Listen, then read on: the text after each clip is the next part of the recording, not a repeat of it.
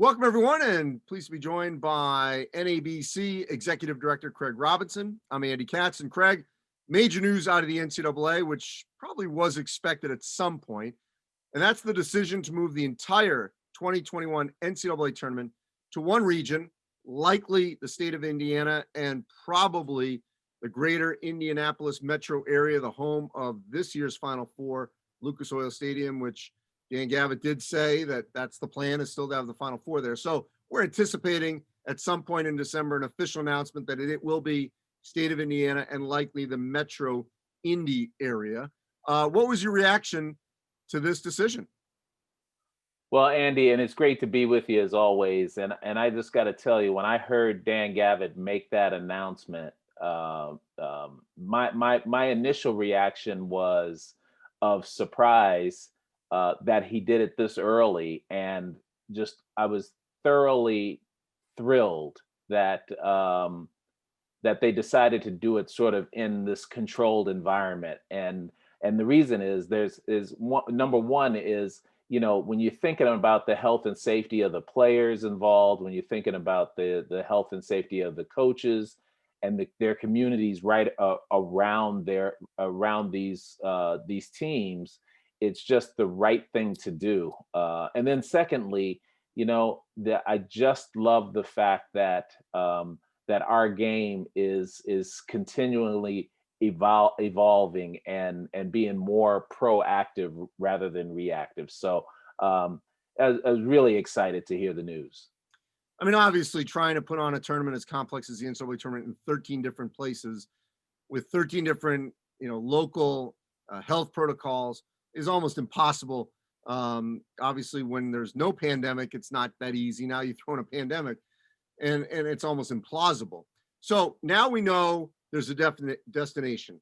We know that the plan is to still hold the tournament in that same time period of mid-March to early April. How does that sort of ease some of the anxiety for the head coaches, their entire staffs, to know here's what we're gunning for, here's what we're planning for, and we know that they're planning on it happening in the state of Indiana, likely. Yeah, well, I think the first thing that eases in a coach's mind is the fact that, okay, this we know that we're shooting for the normal calendar, right? Like there's no opportunity, or there's very little opportunity for this to be anytime other than the end of March, beginning of April. And I think that kind of certainty, or somewhat certainty, makes coaches and their respective players and staffs feel a level of comfort, and there's sort of a plan in place. And we've encouraged our coaches, though, in spite of this announcement, stay flexible. There's still going to be some cancellations. There's still going to be some inequitable situations. But the exciting thing, I think, for a lot of our coaches is that this making the tournament this year, you have an opportunity to participate in something that's never happened before, and so there's some excitement behind that. But I think coaches are extremely strategic in how they plan for the season, how they plan for the NCAA tournament. So it'll be really interesting to see how our coaches sort of pivot here, now that they know this is going to be a different type of event in sort of a one geographic area.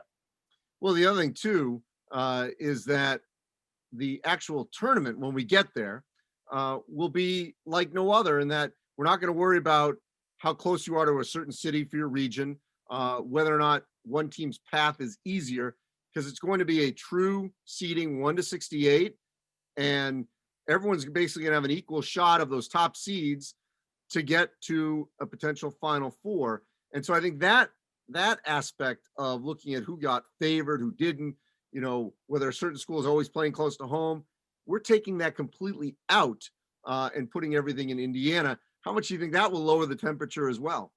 Yeah, it's gonna be interesting. It's gonna be sort of like an old fashioned, AAU tournament where everybody's in one place, and you're sort of who's playing well on the day you're playing. And I think that'll lower the temperature for some and it'll raise the temperature for others, because we have some teams, we have some coaches in our association who are used to being in those top seeds and having a little bit of a regional advantage. So I'm really excited to see how this is going to play out and how our coaches are going to come up with ways to prepare their teams and how these young men are going to end up competing in this sort of in not sort of in this definitely different environment.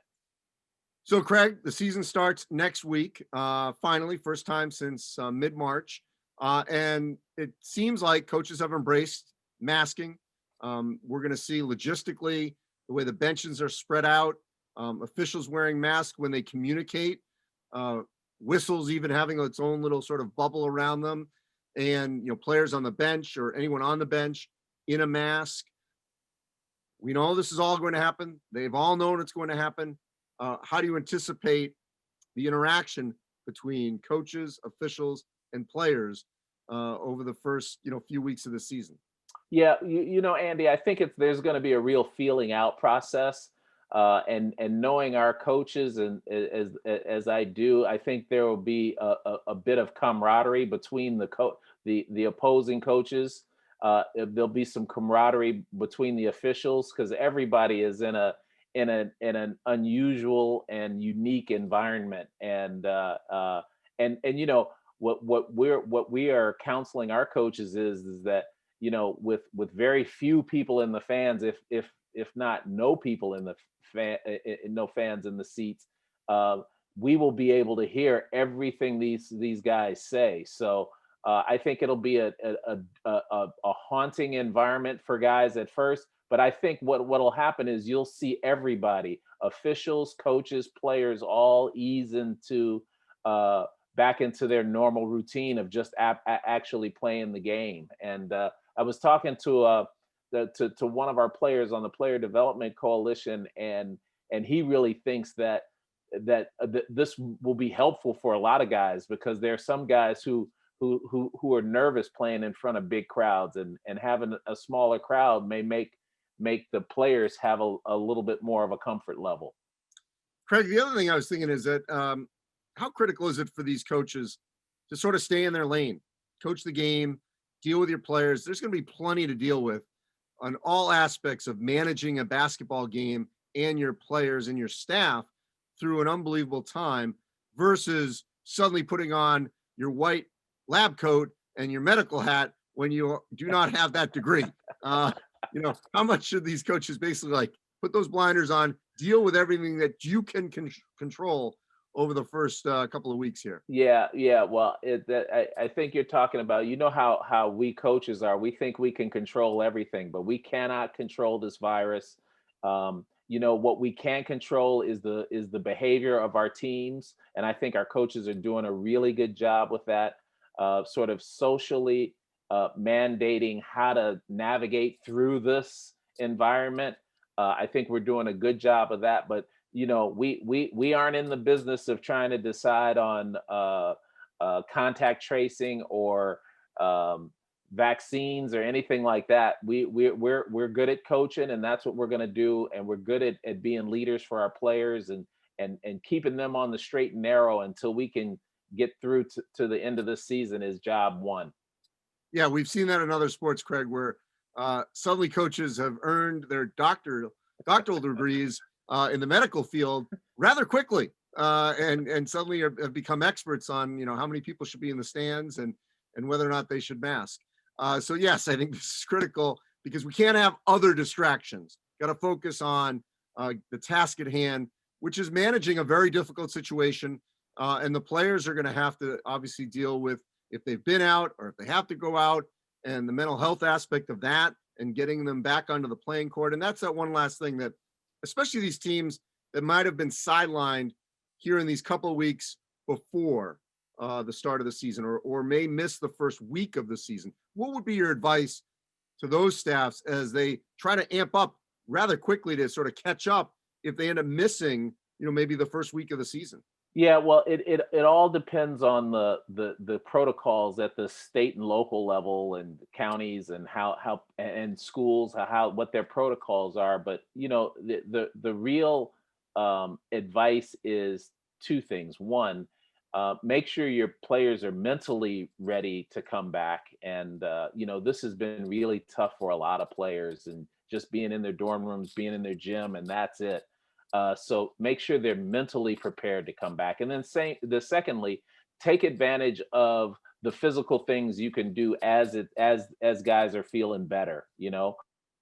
Slowly getting them back, even if it's 1-on-0 in the gym, so they can get some running in and get some movement in. But again, we're going to lean on the experts to tell us what to do. The Brian Hainline, the Dr. Brian Hainlines of the group, to how to get back into it. But certainly from a mental and emotional aspect is just getting these guys ready to play, because I suspect that especially for the teams that aren't starting out right at the beginning for COVID reasons, once they are cleared and ready to play, they're going to be excited to play. No question about it. And of course, you're gonna have to watch traditional injuries, because they might have been, as you said, maybe not just might not even been working out during that downtime. Craig, appreciate it. Stay safe, and season starts next week, so let's just roll with it. Fingers crossed, Andy. Thanks for having me as always.